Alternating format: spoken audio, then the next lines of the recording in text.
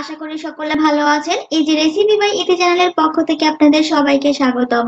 আজকে আমি আপনাদের জন্য খুবই সহজ একটা রেসিপি নিয়ে এসেছি, আর আজকে তৈরি করা দেখাবো হাতের স্পর্শ ছাড়া কিভাবে পারফেক্ট ভাবে মজার এই মিষ্টি কুমড়ো ভর্তা তৈরি করা যায়।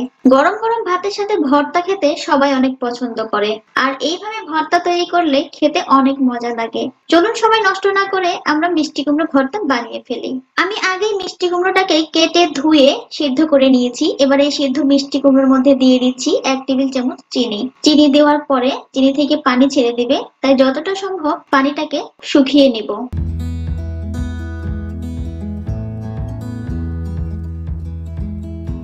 হালকা একটু শুকিয়ে আসলে আমি এর মধ্যে দিয়ে দেবো 1 টেবিল চামচ সয়াবিন তেল। সয়াবিন তেল দেওয়ার পরে আমি নেড়ে চেড়ে ভাজতে থাকবো। ভাজতে ভাজতে আপনারা খেয়াল করবেন মিষ্টি কুমড়োটা একবার ভর্তা হয়ে যাবে।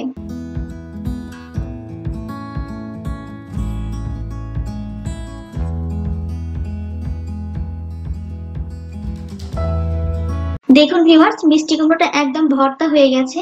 এবার আমি এই মিষ্টি কুমড়ো ভর্তার মধ্যে দিয়ে দিব 1 টেবিল চামচ শুকনো মরিচের গুঁড়া, একটা মাঝারি সাইজের পেঁয়াজ কুচি এবং স্বাদ মতো লবণ। দেওয়ার পরে আমি আবারও নেড়ে চেড়ে মিডিয়াম আঁচে এটাকে ভাজতে থাকবো। নাড়তে নাড়তে আপনারা খেয়াল করবেন ভর্তা কড়া থেকে ছেড়ে দেবে।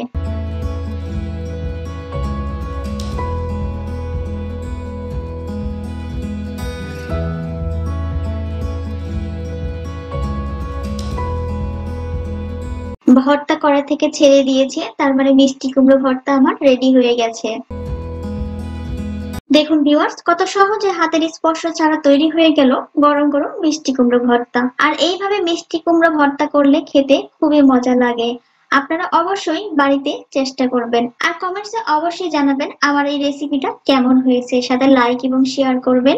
আজকে এখানে বিদায় নিচ্ছি, আবারও নতুন কোনো রেসিপি নিয়ে শীঘ্রই ফিরে আসবো। সেই পর্যন্ত সবাই ভালো থাকুন, সুস্থ থাকুন। আল্লাহ হাফেজ।